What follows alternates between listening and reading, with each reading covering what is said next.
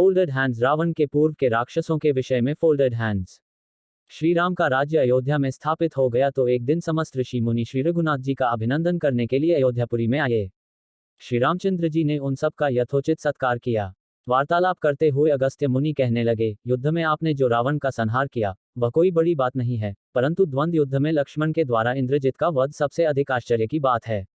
यह मायावी राक्षस युद्ध में समस्त प्राणियों के लिए अवध्य था। उनकी बात सुनकर रामचंद्र जी को बड़ा आश्चर्य हुआ। वे बोले, मुनिवर, रावण और कुंभकर्ण भी तो महान पराक्रमी थे, महोदर, प्रहस्त, विरूपाक्ष भी कम वीर न थे, फिर आप केवल इंद्रजित मेघनाद की ही इतनी प्रशंसा क्यों करते हैं? इस पर अगस्त्य मुनि बोले, इस प्रश्न का उत्तर देने से पहले मैं तुम्हें रावण के जन्म, वर प्राप्ति आदि का विवरण सुनाता हूँ। ब्रह्मा जी के पुलस्त्य नामक पुत्र हुए थे जो उन्हीं के समान तेजस्वी और गुणवान थे। एक बार वे महगिरी पर तपस्या करने गए। वह स्थान अत्यंत रमणीक था, इसलिए ऋषियों, नागों, राजर्षियों आदि की कन्याएं वहां क्रीड़ा करने आ जाती थीं।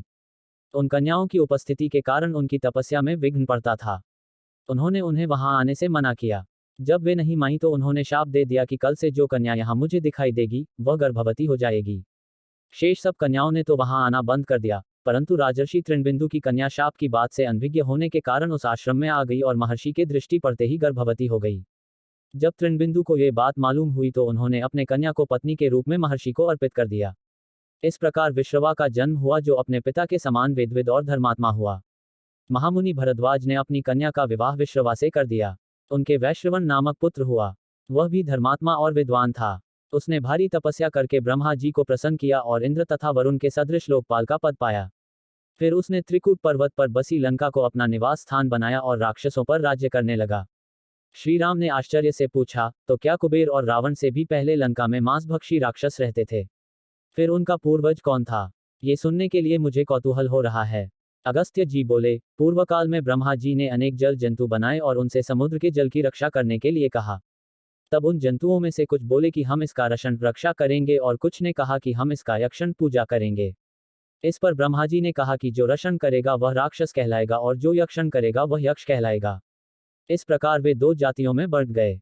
राक्षसों में हेती और प्रहेती दो भाई थे।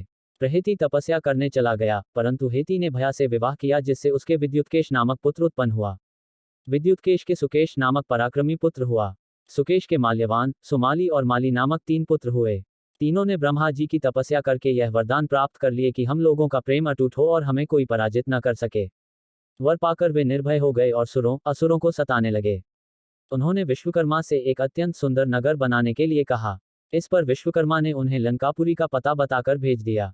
वहां वे बड़े आनंद के साथ रहने लगे। माल्यवान के वज्रमुष्टि, विरूपाक्ष, दुर्मुख, सुप्तघ्न, यज्ञकोप, मत और उन्मत नामक 7 पुत्र हुए।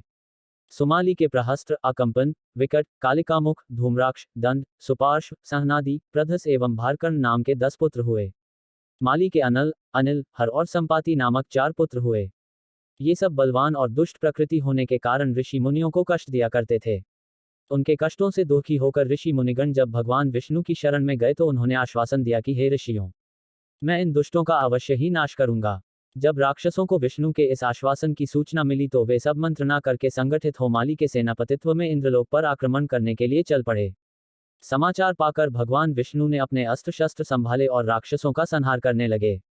सेनापति माली सहित बहुत से राक्षस मारे गए और शेष लंका की ओर भाग गए। जब भागते हुए राक्षसों का भी नारायण संहार करने लगे तो माल्यवान क्रुद्ध होकर युद्धभूमि में लौट पड़ा। भगवान विष्णु के हाथों अंत में वह भी काल का ग्रास बना। शेष बचे हुए राक्षस सुमाली के नेतृत्व में लंका को त्याग कर पाताल में जा बसे और लंका पर कुबेर का राज्य स्थापित हुआ। राक्षसों के विनाश से दुखी होकर सुमाली ने अपनी पुत्री कैकसी से कहा कि पुत्री, राक्षस वंश के कल्याण के लिए मैं चाहता हूं कि तुम परम पराक्रमी महर्षि विश्रवा के पास जाकर उनसे पुत्र प्राप्त करो। वही पुत्र हम राक्षसों की देवताओं से रक्षा कर सकता है।